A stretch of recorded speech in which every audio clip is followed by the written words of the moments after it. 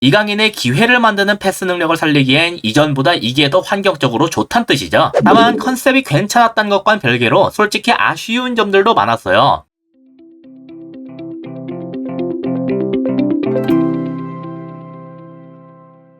안녕하세요. 축구보는 기자 축복입니다. 파리 생제르맹이 도르트문트와 1대1로 비기면서 16강 진출을 확정지었는데요. 오늘 경기에서 전체적인 전술 변화와 함께 이강인의 역할이 바뀌었던 게 참 인상적이었어요. 일단 도르트문트는 비기기만 해도 1위를 확정지을 수가 있었습니다. 반면에 파리는 이기지 못할 시엔 AC 밀란과 뉴캐슬의 결과에 따라 탈락할 수도 있는 상황이었죠. 그래서 엔리케 감독은 우가르테를 벤치로 내리면서 전문 수비형 미드필더가 없이 이런 식으로 나왔습니다. 좀 더 공격적으로 운영하면서 빠르게 득점을 하겠다는 의도인데요. 여기에서 이강인은 우중미로 소개됐었지만 사실은 이와 같이 좌중미로 나왔어요. 이것 자체는 이전 경기들과 크게 다르진 않은 모양새죠. 그런데 그럼 이강인의 역할이 뭐가 바뀐 거냐? 이건 공격진의 모습을 같이 보면 확인할 수가 있습니다. 특히 중요한 건 왼쪽 윙어 자리인데 은바페가 아니라 바르콜라가 나왔죠. 은바페는 파리의 주된 득점원이기 때문에 왼쪽 윙어로 나오게 되더라도 최대한 중앙에 위치할 수 있도록 다른 누군가가 대신 측면을 담당하는 모습이 요구됐습니다. 그런데 왼쪽 풀백은 또 최후방에 위치해서 변칙적인 3백을 형성하기 때문에 필연적으로 왼쪽 중앙 미드필더가 이렇게 측면으로 빠지는 움직임을 가져갈 수밖에 없었어요. 꼭 이강인만 그런 게 아니라 누가 나오든 그렇게 움직일 수밖에 없었죠. 근데 이번에 나온 바르콜라는 은바페와 다릅니다. 측면 위주로 움직이면서 소위 말하는 터치라인 플레이에 강점이 있는 선수거든요. 그래서 이 선수가 항상적으로 측면을 먹어주고 있기 때문에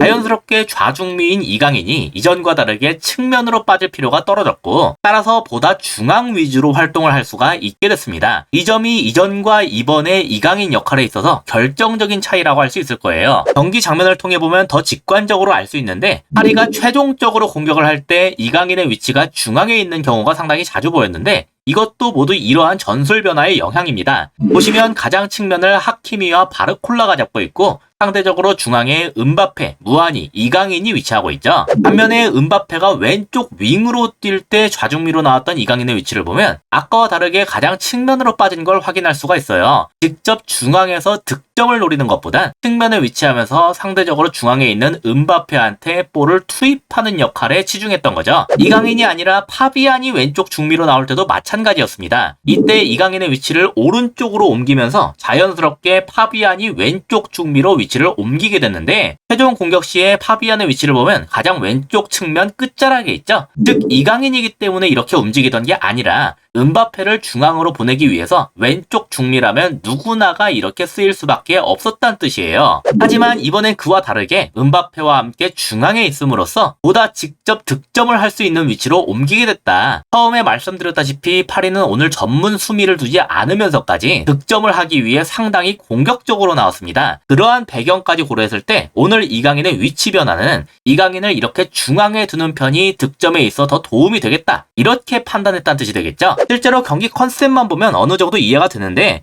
직접 득점을 노리는 것뿐만이 아니라 좋은 공격 기회를 만드는 것 자체도 중앙에 있는 편이 더 낫기 때문이에요. 지금 보시면 파리가 이전과 마찬가지로 후방에 변칙적인 3백을 세우고 그 앞에서 이강인이 통상적인 의미에서의 좌중미에 어울리는 위치에 있는데요. 이렇게 여기로 한 번에 볼을 투입하는 데 성공을 하니까 측면에 있을 때보다 훨씬 패스를 할 옵션이 많은 상태에서 볼을 받을 수가 있게 됐습니다. 그 중에서도 특히 긍정적인 것은 이강인이 이렇게 중앙에서 볼을 받으면서도 동시에 주 득점원인 은바페까지 중앙에 위치할 수 있다는 점이었어요. 원래라면 이강인과 은바페 중 둘 중 하나만 중앙에 있었겠죠. 지금은 도르트문트도 그 은바페를 잡기 위해서 거의 대부분의 선수들이 붙은 상황인데요. 하지만 덕분에 측면에 넓게 벌린 바르콜라가 완전히 비워졌고 이강인은 여러 가지 옵션 중에서 하나를 택할 수가 있게 됐습니다. 이강인의 기회를 만드는 패스 능력을 살리기엔 이전보다 이게 더 환경적으로 좋단 뜻이죠. 다만 컨셉이 괜찮았던 것과는 별개로 솔직히 아쉬운 점들도 많았어요. 일단 전술이 바뀌면은 선수들도 그에 맞춰서 적응을 할 시간이 필요하기 마련입니다. 하지만 이 전술은 적어도 리그에서 사용된 적이 없었어요. 정확히는 12월 3일에 있던 르 아브르전에서 써보려고 했는데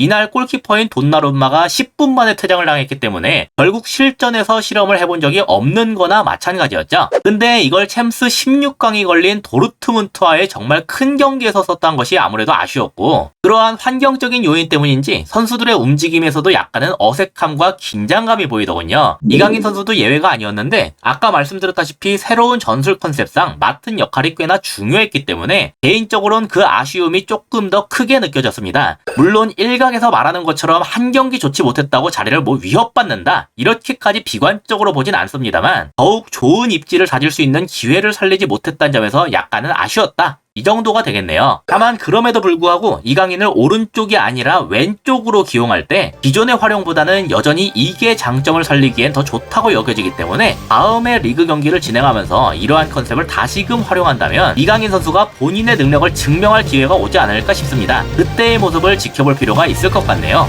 이상으로 오늘의 영상을 마치도록 하겠습니다. 시청해주셔서 감사합니다.